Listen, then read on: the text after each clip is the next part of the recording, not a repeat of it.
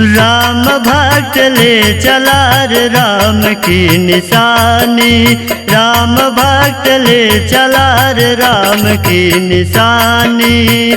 शीश खड़ाऊं ले चला ऐसे राम सिया हो संग में जैसे। शीश खड़ाऊं ले चला ऐसे राम सिया हो संग में जैसे।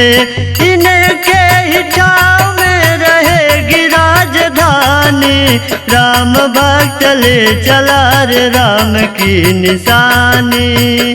जी कहता है यही बस जाऊं, हिल मिल 14 बरस बिताऊं। जी कहता है यही बस जाऊं, हिल मिल 14 बरस बिताऊं। राम बिन कठिन है एक घड़ी बितानी, राम भक्त ले चला रे राम की निशानी।